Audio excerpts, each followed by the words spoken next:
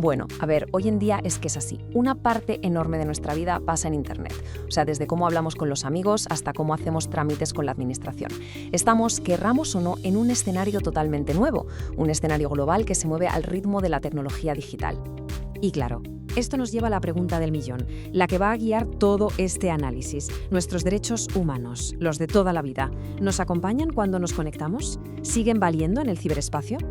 Muy bien, pues vamos a meternos en materia. Empecemos por ver el panorama general, cómo los gobiernos de todo el mundo están, intentando ponerse al día con esta nueva era digital. Es que es una realidad, la sociedad se ha digitalizado y a los estados pues no les queda otra que intentar seguir el ritmo. Están metidos de lleno en una reestructuración enorme, creando políticas, organismos nuevos, todo pensado para este nuevo entorno online. A todo este proceso se le ha puesto un nombre, e-government o gobierno electrónico. Pero, ojo, no nos quedemos en la superficie. No se trata simplemente de colgar 4 formularios en una página web. Es algo mucho más profundo. Es un cambio de mentalidad total que obliga a replantearse desde cero cómo se gobierna un país y cómo se prestan los servicios a la gente en pleno siglo XXI. ¿Y todo esto para qué se hace? Bueno, por un lado están los objetivos que todos podemos imaginar, ¿no? Mejorar los servicios, que todo sea más eficiente, más transparente. Pero luego hay un objetivo que es mucho más estratégico, y es el de la soberanía nacional. La idea es muy clara: asegurar que los datos más sensibles de la población no terminen en servidores de otros países, sino que se queden en casa, en sistemas propios y, sobre todo, seguros. Vale, pero mientras los gobiernos iban montando toda esta infraestructura digital, por así decirlo, desde arriba, estaba surgiendo otro movimiento completamente distinto, uno que venía desde abajo, de la gente. A ver, a medida que la tecnología se metía más y más en nuestro día a día, distintos grupos sociales empezaron a ver los peligros. Y de ahí surge una campaña para, y es que la frase me parece genial, humanizar la red. El concepto es muy sencillo pero a la vez muy potente: que las personas estén siempre por delante de la tecnología. Y claro, este movimiento no se quedó en una simple idea, se organizó. De hecho, la agrupación más importante es la llamada Coalición por los Principios y Derechos en Internet, que surgió nada menos que en un foro de las Naciones Unidas. Y su objetivo, como dice esta cita, era meridianamente claro: coger los derechos humanos de toda la vida e interpretar cómo se aplican en el ciberespacio.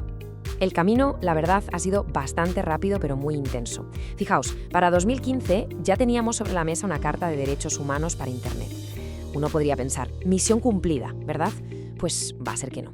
El verdadero reto, y esto es lo importante ahora, no es tener los derechos escritos en un papel. El problema es hacer que se cumplan, sobre todo cuando hay gigantescos intereses económicos y políticos en contra. Y todo esto nos lleva a la pregunta clave.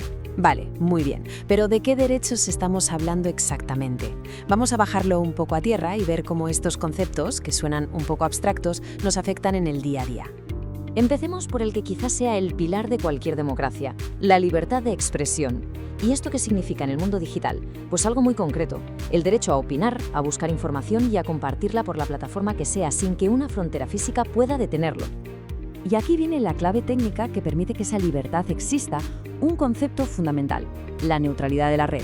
¿Qué es esto? Pues es el principio que dice que todos los datos que viajan por Internet deben ser tratados igual, sin discriminación, o sea que ningún intermediario, ni un gobierno, ni una compañía de Internet puede decidir bloquear, hacer más lento o, al contrario, darle más velocidad a un contenido por encima de otro. Pero claro, aquí es donde la cosa se complica. Tenemos una tensión brutal. Por un lado, necesitas ese flujo de información sin filtros, para que haya libertad de expresión. Pero por el otro, tenemos la amenaza de la desinformación, las famosas fake news o los deepfakes, esos vídeos manipulados que son casi indistinguibles de la realidad y que destrozan la confianza.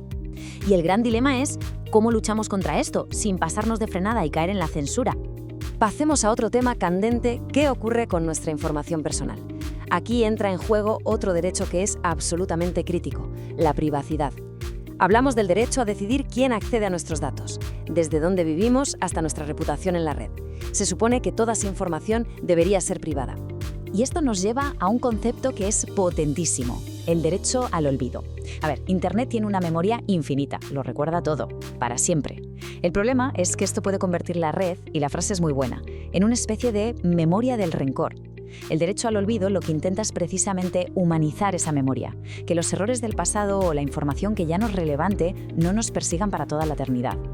Bueno, y para ir terminando, vamos a fijarnos en dónde se esconden muchas veces todas estas batallas por nuestros derechos, en esa letra pequeña que, seamos sinceros, nadie se lee.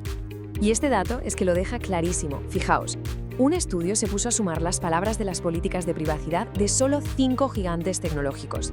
El resultado, más de 76.000 palabras. Eso es una novela. Pretender que una persona normal se lea y entienda semejante tocho es simplemente una fantasía. Por eso mismo, la frase que resume todo esto es perfecta. Una de las grandes mentiras de nuestro tiempo es ese: he leído y aceptado los términos y condiciones. Le damos al botón, aceptamos un contrato legal, pero sin tener ni la más remota idea de a qué estamos renunciando. ¿A qué parte de nuestra privacidad o incluso a ese derecho al olvido del que hablábamos? Y con esto cerramos, dejándolo todo en el aire con una pregunta que es la clave de todo el asunto. En este mundo digital, ¿de quién es la responsabilidad final de proteger nuestros derechos? ¿Es nuestra, como individuos que tenemos que estar más informados? ¿Es de las empresas que crean estas plataformas? ¿O es de los gobiernos que son los que tienen que poner las reglas? Ahí queda la pregunta.